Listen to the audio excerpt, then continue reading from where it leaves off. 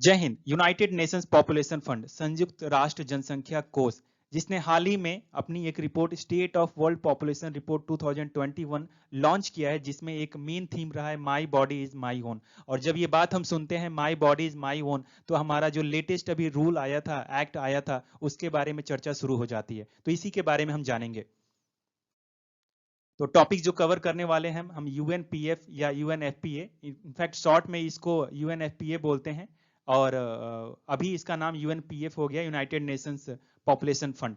Then इसका जो mission है वो ये अभी इंडिया में क्यों न्यूज में रहा है उसके बारे में। देन बॉडीली ऑटोनॉमी, एक बहुत अच्छा वर्ड है ये। एंड देन जेनिटल म्यूटिलेशन, इसके बारे में जानेंगे।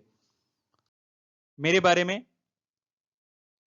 Viewers, United Nations population fund, जिसको पहले United Nations fund for population activities UNFPA कहा जाता था, ये अब फुल फॉर्म ऐसा ना होकर के ऐसा ही है, जबकि शॉर्ट में इसको अभी भी यूएनएफपीए ही बोलते हैं। इनके लोगो में भी यूएनएफपीए मेंशन है। तो बेसिकली इनका जो काम है या मोटो है बोले तो the United Nations sexual and reproductive health agency. तो बेसिकली यूनाइटेड नेशंस की एक ऑर्गेनाइजेशन है जो कि सेक्सुअल एंड रिप्रोडक्टिव हेल्थ के बारे में पूरा डेटा रखना, ध्यान रखना, कार्य करना, इसके बारे में ये मेन रोल है। मिशन, इनका mission is to deliver a world where every pregnancy is wanted, every child birth is safe and every young person's potential is fulfilled. बहुत सिंपल है, वो चाहते हैं कि जो भी प्रेगनेंसी रहे वो अच्छी रहे, डिलीवर हो, सेफ रहे बच्चे, एंड हर पर्सन जो है, हर इंडिविजुअल जो है अपनी फुल पोटेंशियल से जिए। देन ये क्या सपोर्ट करती है, ये बहुत सारे ये काम करती हैं। इनफैक्ट विमेन को लेके इनका बहुत बड़ा रोल है। तो देखते हैं एक एक करके। Reproductive health care for women and youth in more than 150 countries. जो रिप्रोडक्टिव हेल्थ है, जो प्रजनन से रिलेटेड जो हेल्थ है विमेन का, उसके बारे में 150 कंट्रीज से भी ज्यादा ये वहां पे सपोर्ट अपनी देती है। देन इंडिया में भी इनकी ब्रांच है। Then health of pregnant women, especially the 1 million who face life threatening complications each month। हम जानते हैं कि प्रेगनेंसी से रिलेटेड, डिलीवरी से रिलेटेड बहुत सारी डेथ होती है। इनफैक्ट 1 मिलियन ईच मंथ होता है, ये यूएनएफपीए के डेटा के अकॉर्डिंग। तो इसके बारे में जो उनका काम करना है, जो हेल्थ को ध्यान देना है, उसके बारे में सपोर्ट देती है। बेसिकली ये पूरा ये सपोर्ट देना इनका काम है।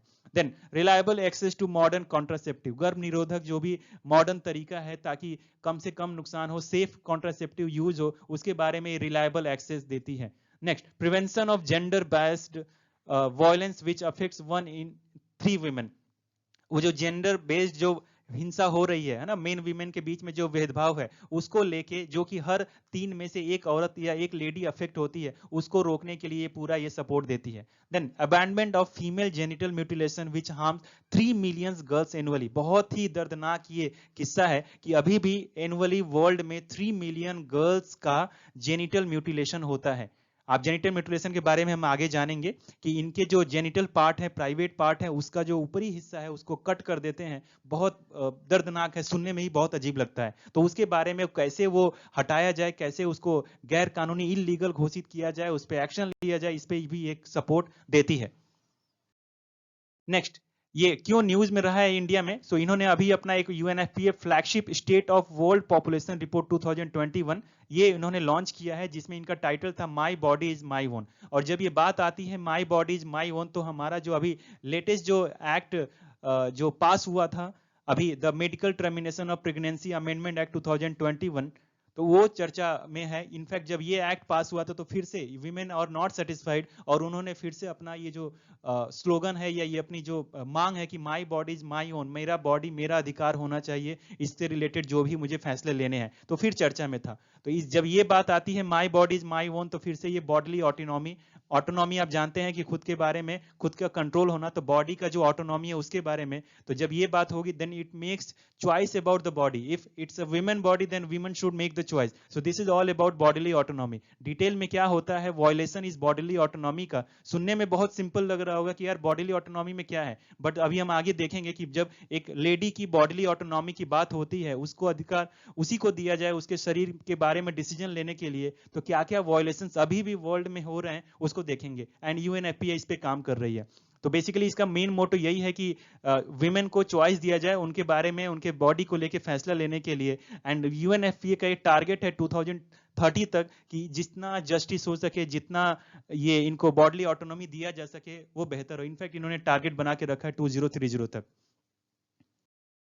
Then violations of bodily autonomy, जिसके बारे में मैं बात कर रहा था, चाइल्ड मैरिज आप देख सकते हैं। अभी भी ना वर्ल्ड के कुछ हिस्सों में, इंडिया में भी कहीं जगह चाइल्ड मैरिज है यहाँ पे। तो यहाँ पे जब आप एक गर्ल का जब चाइल्ड में ही जब मैरिज हो जाएगा तो आप समझ सकते हैं कि उसका बॉडीली ऑटोनॉमी ये ऑलरेडी छीन लिया गया। Then female genital mutilation parts partially or totally removing the external genitalia of girls and young women and it is illegal in many countries। और बहुत दुख के साथ कहना पड़ रहा है अभी भी कि इंडिया के कुछ हिस्सों में और भारत और वर्ल्ड के कुछ हिस्सों में भी अभी भी ये जेनिटल म्यूटिलेशन अभी भी चल रहा है एंड इनफैक्ट ये इलीगल है कई सारे कंट्रीज में। देन इसके ऊपर भी यूएनएफपीए काम कर रही है कि कैसे इसको रोका जाए। Then third is lack of contraceptive choices leading to unplanned pregnancy, ताकि ये जो कमी हो रही है कि कॉन्ट्रासेप्टिव को सुटेबल कॉन्ट्रासेप्टिव नहीं मिल पा रहा है तो उसको लेके भी ये काम कर रही है, जिसकी वजह से क्या हो जा रहा है वो कॉन्ट्रासेप्टिव फेल होने की वजह से अनप्लान्ड प्रेगनेंसी हो जाती है और फिर उस प्रेगनेंसी को अबॉर्ट कराने में बहुत तरह के इश्यूज झेलने पड़ते हैं एक वीमेन को। सबसे पहली बात कि उनको तो अधिकार नहीं है, उनको कानून का चक्कर, डॉक्टर का चक्कर, एंड फाइनली जब हो भी जाता है उनको ऑफिशियल अप्रूवल मिल भी जाता है तो उसके बावजूद भी कितना सेफ वो एबॉर्शन होगा इसकी कोई गारंटी नहीं है। इनफैक्ट अभी तो टेक्नोलॉजी काफी बढ़ रही है, गवर्नमेंट पूरा एफर्ट डाले, but after all it is women that has to face. Then next part of violations of bodily autonomy, unwanted sex exchange for a home and food। जी हाँ, रहने के लिए या खाने के लिए अनवांटेड सेक्स का एक्सचेंज करना, आदान प्रदान करना।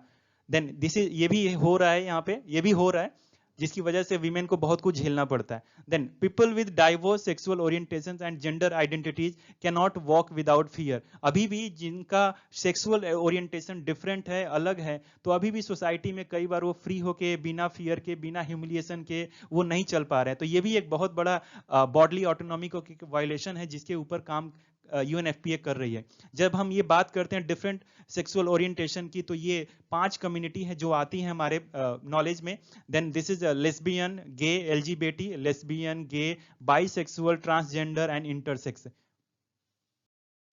तो व्यूवर्स, मुझे उम्मीद है कि यूएनएफपीए से रिलेटेड ये जो छोटा सा वीडियो था आपको बहुत पसंद आया होगा। यदि अभी भी आपने मेरे चैनल को जीएस के लिए सब्सक्राइब नहीं किया है, इंग्लिश के लिए सब्सक्राइब नहीं किया है, तो सब्सक्राइब कर लीजिए, और यदि सब्सक्राइब कर लिया है तो लाइक, शेयर एंड कमेंट करके मुझे आप और एनर्जी दीजिए ताकि ऐसे ही बेहतरीन वीडियोज मैं आपकी तैयारी को लेकर बना सकूं। Thank you so much for watching. Best wishes, get selected. जय हिंद।